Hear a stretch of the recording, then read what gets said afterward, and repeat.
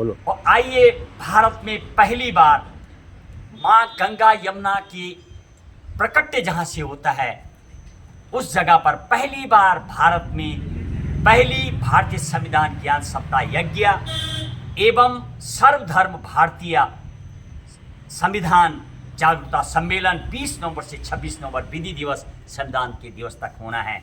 आइए, उसके लिए आज एक संस्कृत श्लोक, जब ब्रह्मांड की रचना हुई थी तो उसी के साथ देववाणी संस्कृत, जिसको कि भाषाओं की माँ भी कहा जाता है, उस श्लोक के साथ आरंभ करेंगे और धुन देंगे मेरे मार्गदर्शक Radha Vallabh Nautiyal, senior NCO ITBP retired, जो लगातार अब मुझे मार्गदर्शन कर रहे हैं। आगे धुन।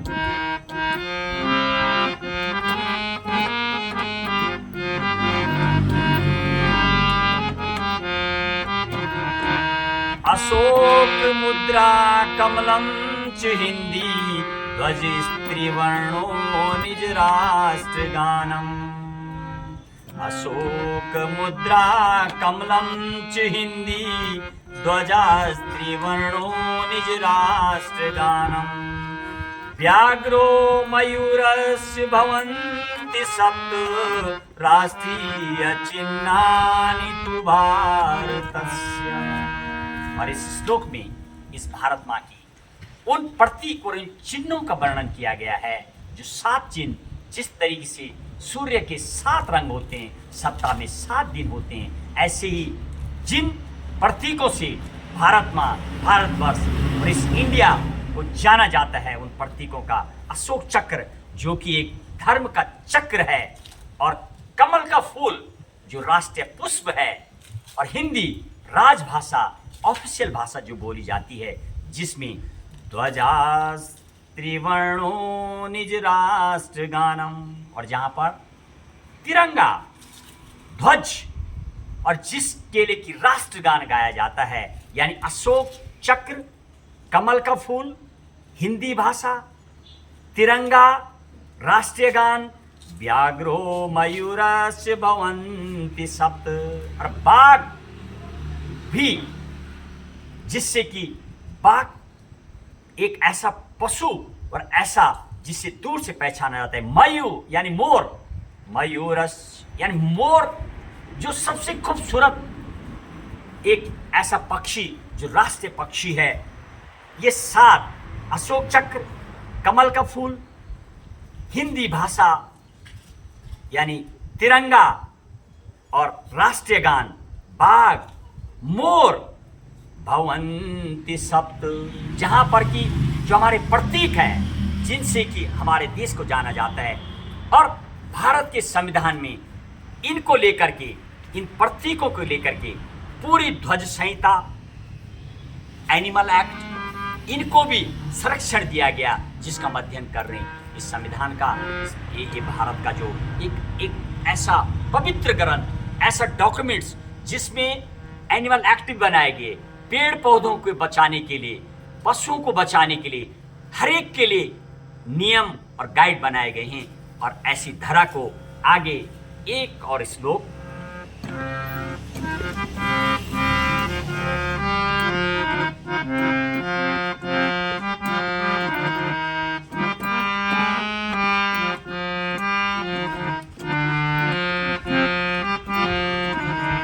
धन्यो भारत वर्षोऽयं धन्य भारत संस्कृति, अत्र ते जना सर्वे धन्य चैकत्व भावनः।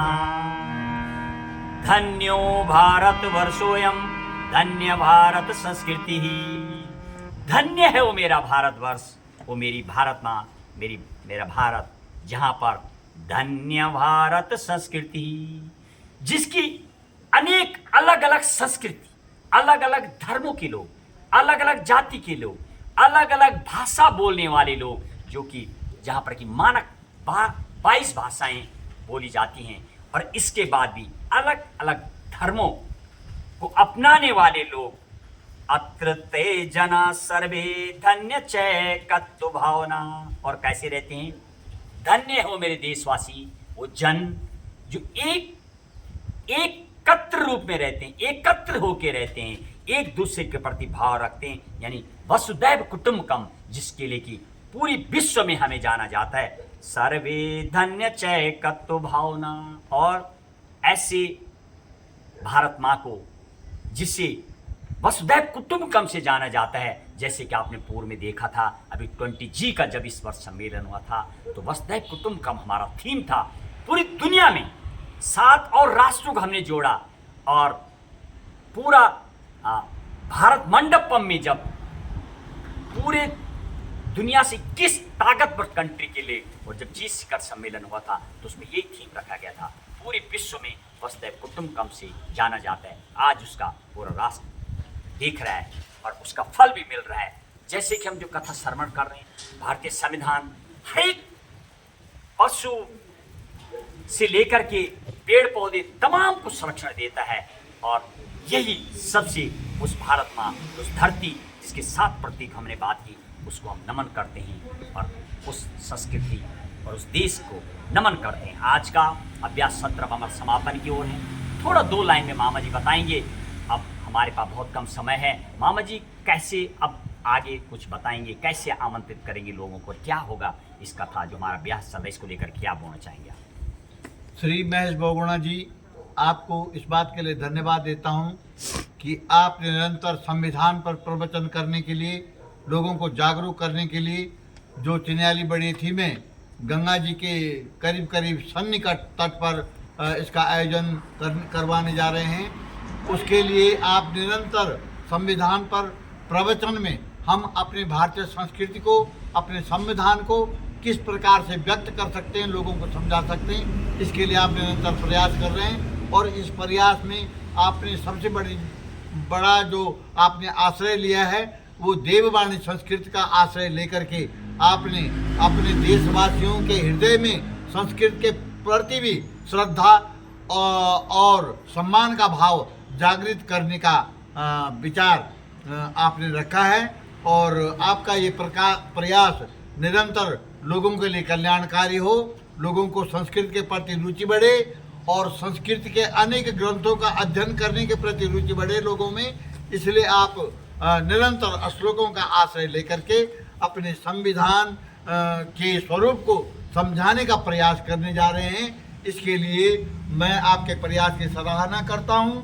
आशा करता हूं कि आपके द्वारा हमारे लोगों में जो संदेश जाएगा, आपके प्रवचन के माध्यम से लोग अपने घर घर में संविधान को रख करके उसका गायन करेंगे और जानेंगे कि संविधान हमारे लिए संविधान ने क्या क्या लिखा है, हमारे अधिकारों के लिए, हमारे जीने के लिए, हमारी सुरक्षा के लिए। तो इसी क्रम में आपका ये संकल्प सफल हो, आपका प्रयास सफल हो, और ये जो आयोजन सम्मेलन आप करने जा रहे हैं संविधान पर, इसके लिए आप लोगों को जल्दी से जल्दी अपने द्वारा पत्र भेजने का कष्ट करें, आमंत्रित करने के लिए, और अधिक से अधिक लोगों को इस कार्यक्रम में सम्मिलित होने के लिए आप प्रेरणा दें। यही मैं आपसे कहना चाहूँगा। तो आज के इस अभ्यास सत्र के लिए आपका बहुत बहुत धन्यवाद। और इसी के साथ अब हम समापन की ओर आइए। इस भव्य और दिव्य कथा में पहली बार भारतीय संविधान का यज्ञ होने जा रहा है, इस महायज्ञ में, और जो लोग मेरे साथ लगातार मेरे मार्गदर्शक रहे, राधा वल्लभ नौटियाल, मेरे गुरुजी श्रीवर्धन त्रिवेदी सनसनी, जिनका को मुझे बराबर मार्गदर्शक के रूप में मेरे आशीर्वाद मिला है, साथ ही साथ मनोज कोहली, सुमन बडोनी, विजय बडोनी, शांति ठाकुर, गीता गैरोला, गणेश जोशी, तमाम ऐसे चेहरे जो बैक में, नवनीत उनियाल, बहुत सारे ऐसे जो जिनका सहयोग हमें मिल रहा है, मैं उनके प्रति भी दिल की गहराई से उनके सहयोग के प्रति सराहना करता हूँ, और शायद ही उनके इस भाव को नतमस्तक करता हूँ, नमन करता हूँ। आज के साथ तो हमारे बिष्ट जी आज हमारे सहयोगी हैं, उनका भी मैं इस अपने संविधान पुस्तक के मध्य जो अभ्यास सत्र चल रहा है उसके लिए उनका अभिवादन करता हूँ। इसी के साथ जय संविधान, जय हिंद, जय भारत।